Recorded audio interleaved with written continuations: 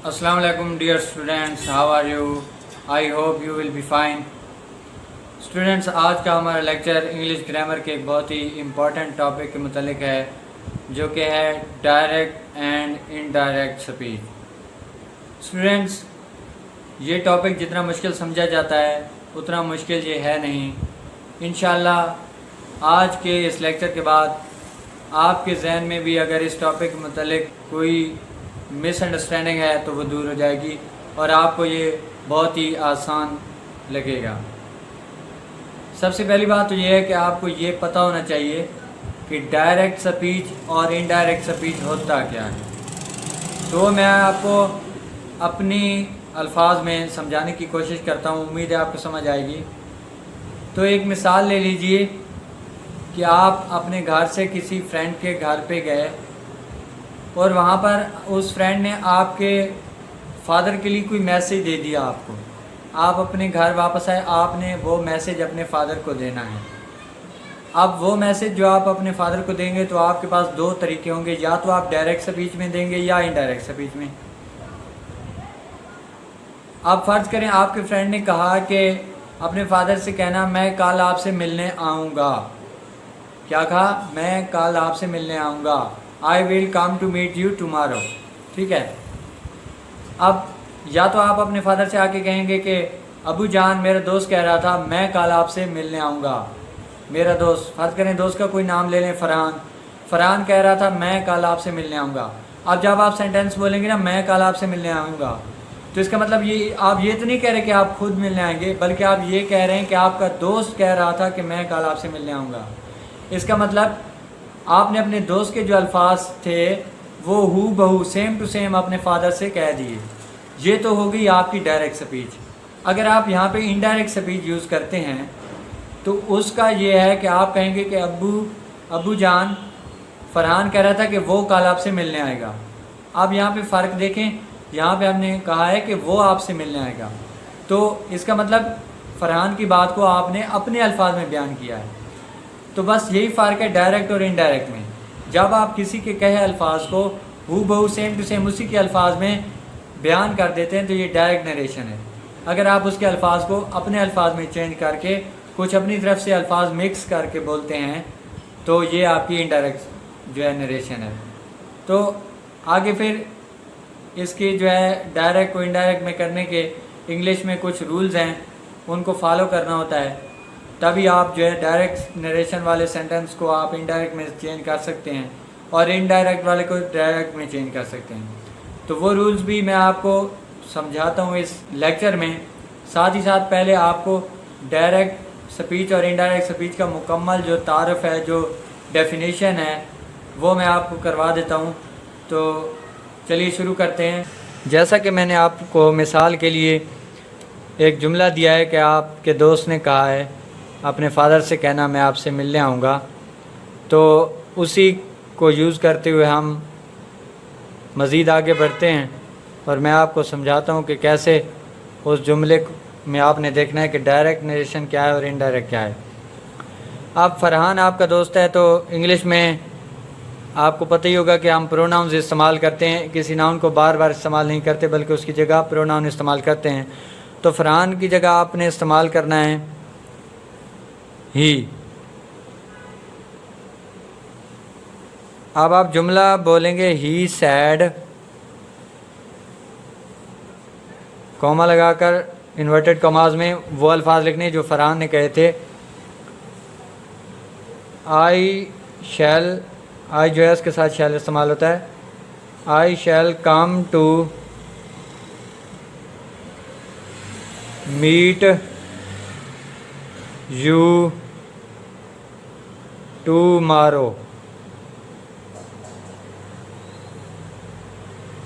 I shall come to meet you tomorrow. अब यहाँ पे आप देखें तो इस फ़िक्रे के, इस सेंटेंस के दो हिस्से हैं। पहला जो हिस्सा है उसमें है ही सैड, ये मुकम्मल एक सेंटेंस है। ही सैड, उसने कहा, ये अपनी जगह पर इस सेंटेंस का पार्ट भी है लेकिन बजाते खुद एक सेंटेंस भी है जिसका अपना एक सब्जेक्ट है और अपना वर्ब है। ठीक है, यहाँ पे ऑब्जेक्ट नहीं है लेकिन सब्जेक्ट और वर्ब है, तो ये खुद भी एक सेंटेंस है। अगला जो हिस्सा है वो है I shall come to meet you tomorrow. ये एक मुकम्मल सेंटेंस है और ये इसका दूसरा हिस्सा है। अब ये जो मुकम्मल हमने डायरेक्ट नरेशन में ये लिखा है तो इसके दो हिस्से बन गए हैं। पहला जो हिस्सा है जिसमें आपने लिखा है ही सेड, इसको हम कहते हैं रिपोर्टिंग स्पीच।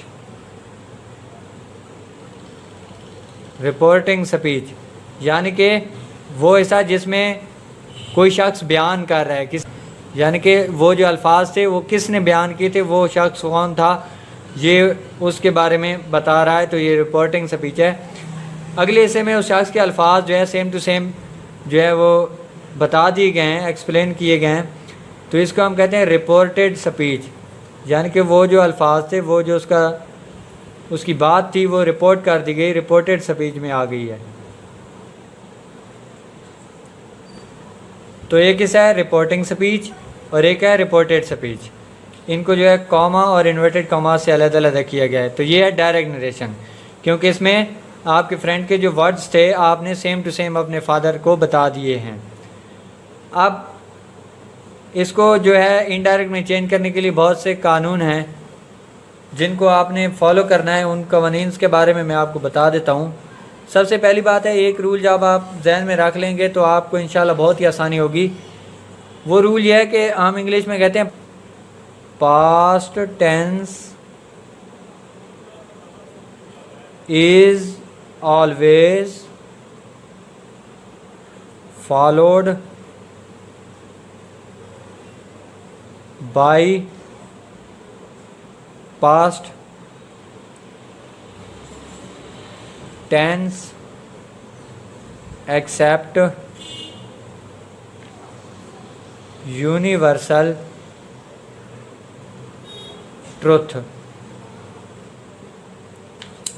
यानी कि अगर ये जो जुमला है ये पास्ट है, आप देखें ही सैड ये पास्ट में है, सैड जो है सेकंड फॉर्म लगी हुई है से की, तो ये पास्ट का जुमला है, पास्ट इंडेफिनाइट का जुमला है। अगर इधर रिपोर्टिंग स्पीच में पास्ट टेंस यूज़ किया गया है तो उसको फॉलो करते हुए आपने रिपोर्टेड स्पीच में जो भी आपने जुमला लिखा है या बोला है उसको आपने फिर पास्ट में ही चेंज करना है। अगर इधर प्रेजेंट होगा तो इधर कोई चेंजिंग नहीं आएगी, टेंस की कोई चेंजिंग नहीं आएगी, सिर्फ नाउन्स प्रोनाउंस की चेंजिंग होगी। वो मैं आपको अभी बता देता हूँ थोड़ी देर। तो एक बात और भी मैंने यहाँ पे लिखी है कि एक्सेप्ट यूनिवर्सल ट्रुथ, माँ सिवाय आलमगीर सच्चाई के। अब यूनिवर्सल ट्रुथ होता है कि जैसे कि मसलन sun rises in the east, God is one, honesty is the best policy, water keeps its level. ये कैसे यूनिवर्सल ट्रुथ हैं कि इनको ये अगर इधर रिपोर्टेड स्पीच में है तो इनको आपने चेंज नहीं करना। अगर यहाँ पे कोई और जुमला है जैसे कि यहाँ पे दिया गया है तो फिर आपने इसको तभी चेंज करना है कि रिपोर्टिंग स्पीच में पास्ट टेंस इस्तेमाल हुआ है। अब पास्ट टेंस इस्तेमाल हुआ है, मसलन अगर यहाँ पे पास्ट इंडेफिनाइट इस्तेमाल हुआ है तो फिर आपने इधर वाले को चेंज करना है। लेकिन अगर रिपोर्टेड स्पीच में प्रेजेंट इंडेफिनाइट है तो उसको आपने पास्ट इंडेफिनाइट में चेंज करना है, ठीक है। अगर प्रेजेंट कंटिन्यूअस है तो पास्ट कंटिन्यूअस में, प्रेजेंट परफेक्ट कंटिन्यूअस है तो पास्ट परफेक्ट कंटिन्यूअस में, इसी तरह प्रेजेंट परफेक्ट है तो पास्ट परफेक्ट में। लेकिन अगर पास्ट इंडेफिनाइट है तो फिर पास्ट परफेक्ट में, पास्ट कंटिन्यूअस है तो पास्ट परफेक्ट कंटिन्यूअस में, और अगर पहले ही पास्ट परफेक्ट कंटिन्यूअस वगैरह है तो उसको चेंज नहीं करना। फिर भी लेकिन प्रोनाउंस की तब्दीली ज़रूरी होगी। अब जैसे कि इंग्लिश में हम आमतौर पर जो प्रोनाउंस इस्तेमाल करते हैं वो ये हैं he, she, it, I, we, they, you. ये सारे जो हैं ये क्या हैं, प्रोनाउंस हैं जो हम इंग्लिश में इस्तेमाल करते हैं। तो प्रोनाउंस की 3 किस्में होती हैं, उनको मैं अलग-अलग कर देता हूँ। एक होता है फर्स्ट पर्सन। फर्स्ट पर्सन वो होता है जो कि अगर 2 बंदे टॉकिंग कर रहे हैं तो जो बंदा बोल रहा है, जो अपनी बात कर रहा है वो फर्स्ट पर्सन है। जैसे कि आई और वी, ये 2 जो हैं ये फर्स्ट पर्सन है। लाजिम बात है अगर आप अपनी बात किसी से कहते हैं तो आप आई कहेंगे, या आप ज़्यादा हैं तो वी कहेंगे, तो ये आप फर्स्ट पर्सन है क्योंकि बात आपने की है। सेकंड पर्सन होता है, सेकंड पर्सन सिर्फ जो है यू है, चाहे आगे ज़्यादा हो कम हो, मेल हो फीमेल हो, जो भी आपकी बात सुनने वाले होंगे आप उनको यू ही कहेंगे। तो ये है सेकंड पर्सन जो कि सामने आपकी बात सुनने वाले हैं। थर्ड पर्सन में होते हैं बाकी जो ये रह गए हैं, ही, शी, इट, दे, ये थर्ड पर्सन है। ठीक है, अब इन चीज़ों को अगर आपको ये प्रोनाउंस याद होंगे, इनकी ये कैटेगरीज याद होंगी कि फर्स्ट पर्सन क्या है, सेकंड क्या है, थर्ड क्या है, तो फिर आप इनके मुताबिक ही इधर चेंजिंग करेंगे। आप कैसे चेंजिंग करेंगे? आप रिपोर्टेड स्पीच का जो सब्जेक्ट है ये देखें आई है, अगर तो ये है फर्स्ट पर्सन, जैसे कि आई फर्स्ट पर्सन है, तो ये रिपोर्टिंग स्पीच के नाउन इधर जो इसका सब्जेक्ट होगा उसके मुताबिक तब्दील होगा। ठीक है, आई है तो ही के मुताबिक तब्दील होगा, यानी कि आई है ही बन जाएगा। ठीक है, इस तरह वी भी होगा तो वो भी फर्स्ट पर्सन है, तो इधर जो रिपोर्टिंग स्पीच है उसके सब्जेक्ट के मुताबिक तब्दील होगा। कि अगर यहाँ पे सेकंड पर्सन है, आपकी जो रिपोर्टेड स्पीच है इसमें यहाँ पे जो सब्जेक्ट है वो सेकंड पर्सन है, फ़र्क करें यू है, तो फिर इसको आपने रिपोर्टिंग स्पीच के ऑब्जेक्ट के मुताबिक तब्दील करना है। यहाँ पे जो सेंटेंस लिखा है इसमें ऑब्जेक्ट नहीं है, ही सैड लिखा हुआ है तो इसमें ऑब्जेक्ट नहीं है, लेकिन ये अंडरस्टूड होता है। लाजमी बात है, अगर ही सैड उसने कुछ कहा है तो मुझसे ही कहा होगा ना, ही सैड टू मी, तो यहाँ पे आप समझ लें, यहाँ पे फर्ज करें ही सैड टू मी है, अब मी क्या है, यहाँ पे ऑब्जेक्ट है। तो अगर यहाँ पे यू इस्तेमाल होता रिपोर्टेड स्पीच में तो ये रिपोर्टिंग स्पीच के ऑब्जेक्ट जो कि मी है उसके मुताबिक तब्दील होता। अब मी की जो आप ये देख लें ऑब्जेक्ट में है तो इसकी पोजीशन जो है उसके मुताबिक आपने तब्दील करना है। अच्छा, तीसरे नंबर पे थर्ड पर्सन, अगर रिपोर्टेड स्पीच में यहाँ पे आपके पास थर्ड पर्सन इस्तेमाल हुआ है जिसमें ही, शी, इट या फिर कोई नाउन इस्तेमाल हो गया है। ठीक है, जैसे कि मैंने फ़रहान की मिसाल दी थी तो फ़रहान नाउन इस्तेमाल कर लेते हैं आप, तो वो जो नाउन होगा या थर्ड पर्सन कोई भी होगा वो बिल तब्दील नहीं होगा, वो एज़ इट इज़ दोबारा आ जाएगा। उसके अलावा पहले मैं आपको बता चुका हूँ यूनिवर्सल ट्रुथ होगा तो कोई तब्दील नहीं आएगी। तीसरे नंबर पे ये चीज़ है कि ही सैड लिखा हुआ है तो ये देखें ये पास का टेंस था, अगर यहाँ पे प्रेजेंट होता ही सेज होता। ठीक है, ही सेज और आगे कोई भी आप सेंटेंस जो आप रिपोर्टेड कर रहे हैं ही सेज है तो फिर इधर जो है रिपोर्टेड स्पीच के टेंस में कोई तब्दीली नहीं होगी, लेकिन जो है उसका प्रोनाउन है ही, शीट वगैरह वो जिस कैटेगरी में होगा उसके मुताबिक तब्दीली ज़रूर होगी। इसके अलावा कुछ और भी तब्दीलियां हैं वो भी साथ में होती रहती हैं, जैसा कि अब टुमारो है तो द नेक्स्ट डे में आ जाएगा, दिस है तो दैट हो जाएगा। ठीक है, यस्टरडे है तो द डे बिफोर हो जाएगा। इस तरह और भी बहुत सी तब्दीलियां हैं वो होती रहेंगी, वो आपने अपनी सिचुएशन के मुताबिक तब्दील करना है कि क्या सिचुएशन है, कौन सा वर्ड आपने यूज़ किया है उसको आपने चेंज। तो ये जो है डायरेक्ट स्पीच और इनडायरेक्ट स्पीच का मुकम्मल तारुफ मैंने आपको करवा दिया है, प्रैक्टिकली लिख कर आपको समझाया है, तब्दीलियों के बारे में आपको रूल्स बताए हैं, सब कुछ बता दिया है। इसकी जो एक्सरसाइज है वो अगर अभी मैं आपको करवाऊँ तो वीडियो बहुत लंबी हो जाएगी।